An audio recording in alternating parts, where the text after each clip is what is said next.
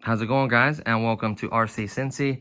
Today, I wanted to share this with you guys. I wasn't originally going to do a video on this, but I thought it'd be helpful for the performance and digging characteristics and other things as well. So, I purchased these adhesive little wheel well weights.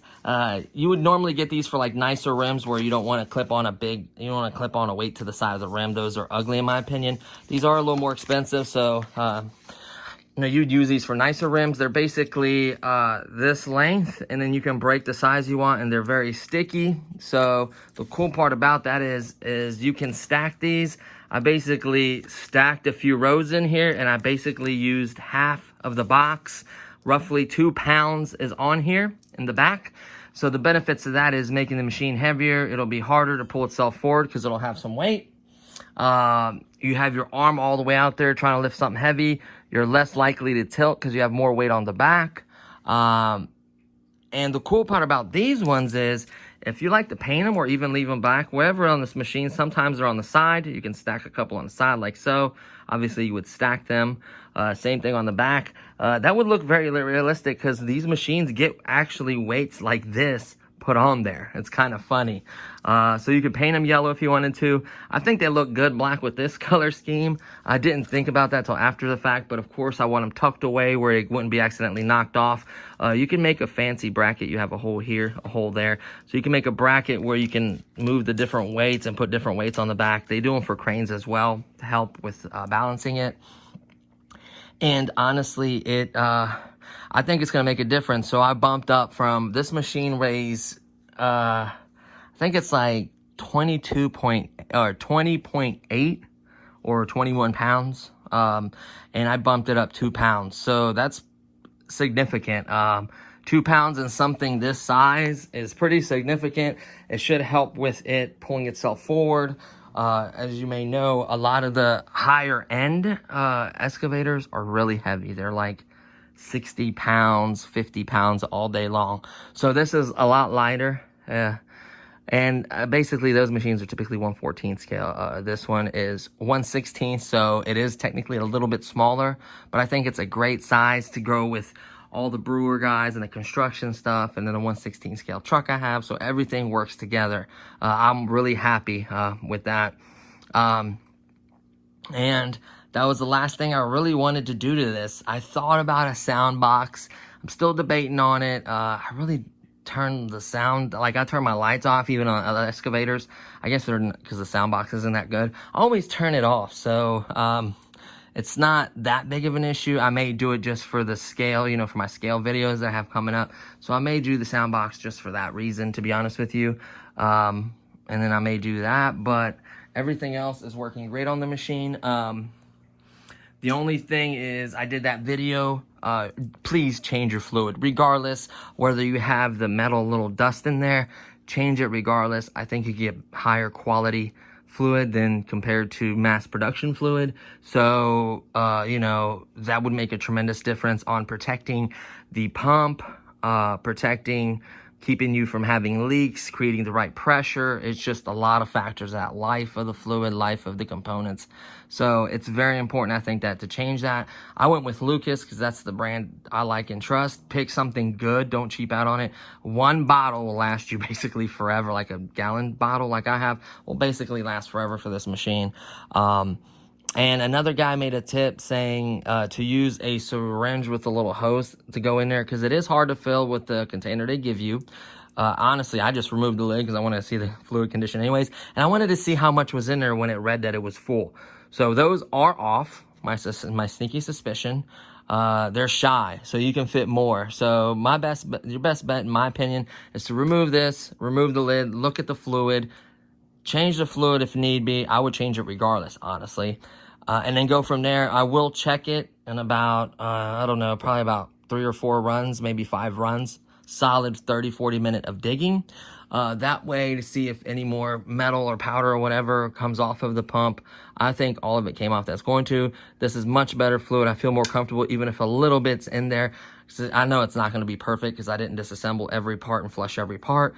But from what I can tell while I was cycling, it was coming out pretty darn clean on the other side. So I think we're good there. I think I cycled it enough times to where it got rid of majority of the metal, so we're good there. And I am going to check it, see if more comes about, if more comes off of it.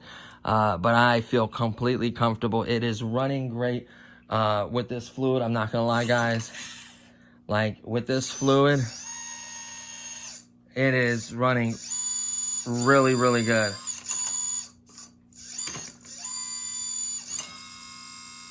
Like, it is running great with this fluid. It's spot on. It seems to be working exactly like I want it to. So I'm really excited about that.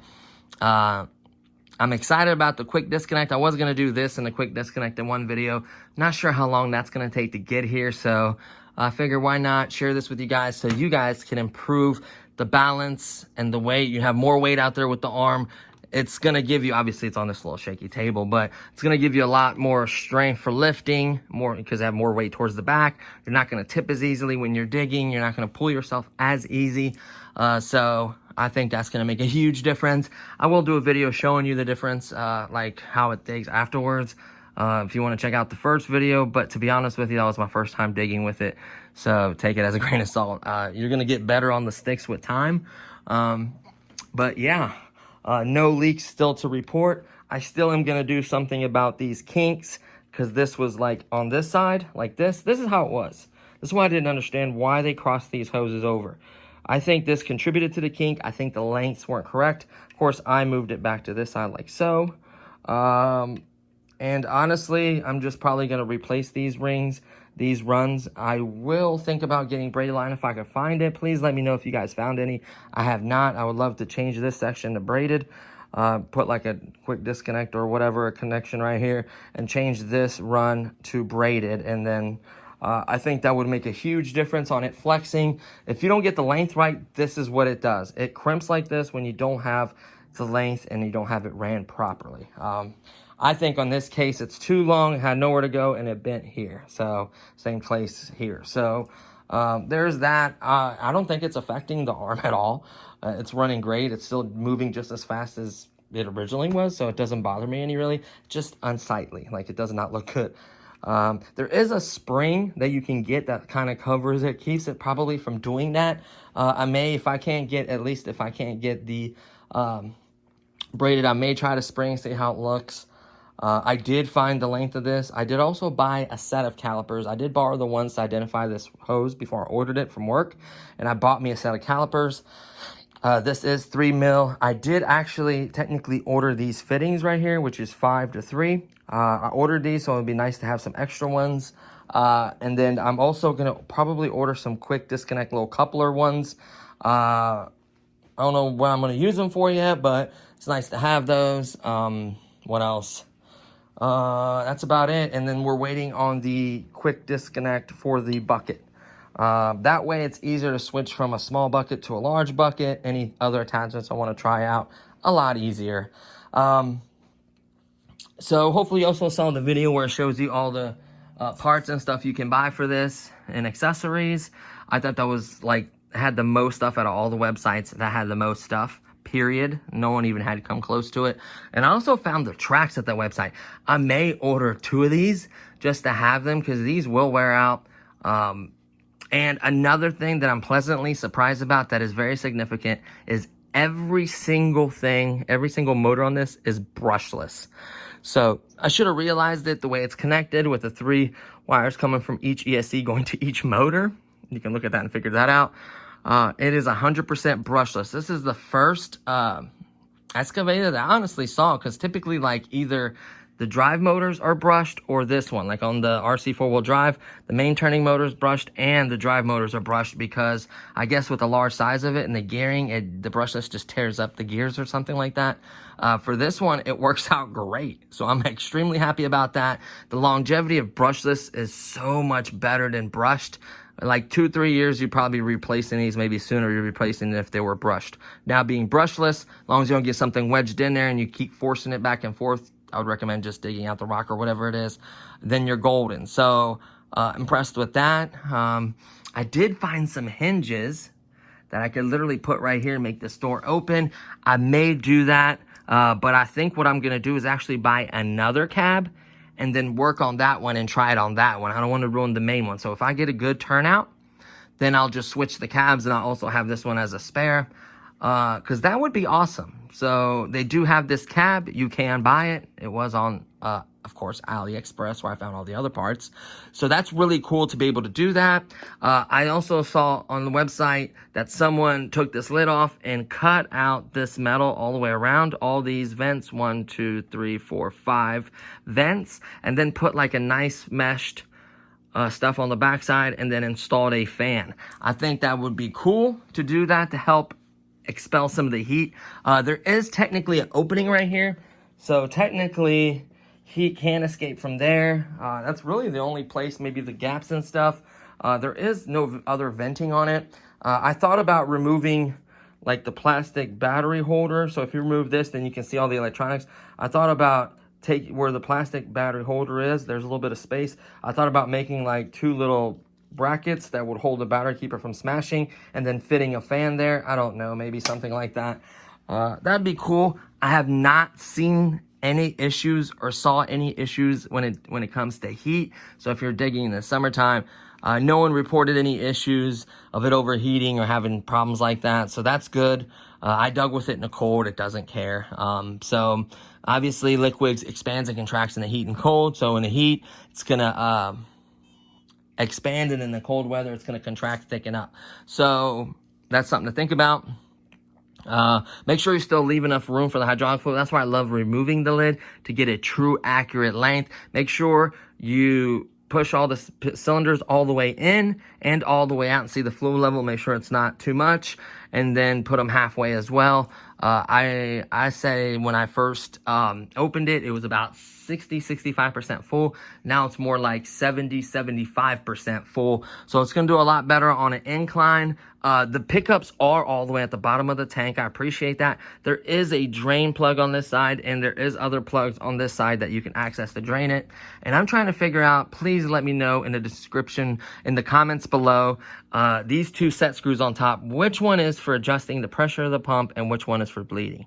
I would love to know that. I know the instructions are terrible, and it's not terrible, but like they don't tell you anything like how to bleed it, how to adjust it, anything like that, besides plugging in the battery and turning it on, and turning on lights and the basic controls. I wish they would share a little more on it.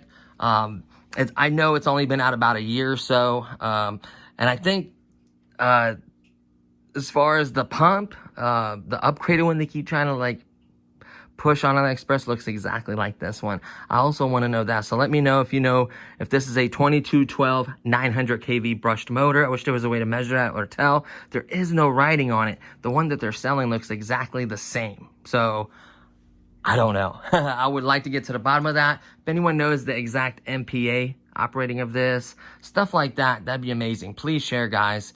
Or if you sell these and you know this information, please share. I'm sure it'll probably help sell a machine knowing what you're getting.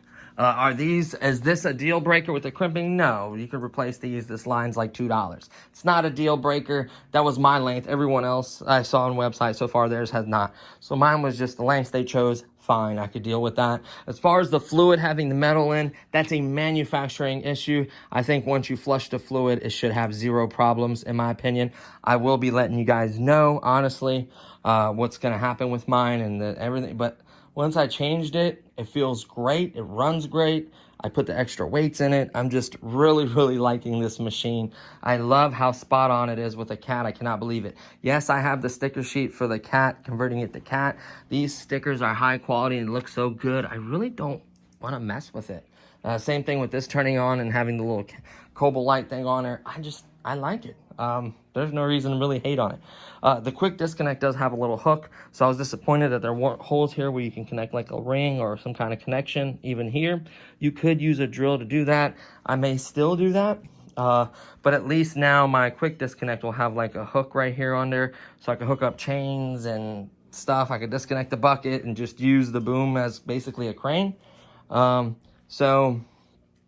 What else? Still no leaks because I just removed this to put the weights in there. Still 0 leaks, which I love. And that's it. Nothing else to complain about. You know, besides this, I'm being unsightly. Like, it's working great. It's not leaking, so it's not the end of the world. But yeah. So that's everything going on with my excavator. Please, if you have any information or anything, please share with us, guys. And that's going to pretty much do it for this one. Oh, I am going to put... Are these U.S. Advanced White Tape Premium Quality products? Are balanced Pro line. Yeah, these are some good weights. They're $20. You can get the cheaper ones that take longer to ship. I wanted it in 2 days. I didn't want to wait forever. The other ones were just a little bit cheaper. I think like $3 or $4. I didn't really care about that. And I am, which is going to make the biggest difference, even probably more than this one. The WL Toys has amazing power with those worm drives or those screw servos. They have a lot of power. But it being ABS plastic, it is lighter than the 580, and that makes a difference. So by adding, I think the difference between, so my WL Toys, I think is like 9 pounds, and then the 580, I think is like 11 or 12. So I could make up most of that weight, the difference, up with these, put them on the back to help balance it, obviously put them wherever I can in here. I will try to use the remainder, maybe even get some more, so we'll see how that goes. I'll probably do a video with the lids actually off and show you guys how I stuck them on. If you guys want to see that, let me know. If not, it's no big deal. And that's gonna do it. So this is long enough. So thank you so much for watching, guys. I do got new products already ordered. I am going to switch gears here. I love this machine. I know I did a lot of videos on it. I am going to be switching gears, though, until I get some new material for it. Switching gears, I got a new product about to be here today. I got other plans and other stuff I've been working on and ordered parts for other stuff. So stay tuned for all that. We got a lot coming. And that's going to do it for this one. So thanks for watching, guys, and I'll see you guys in the next one.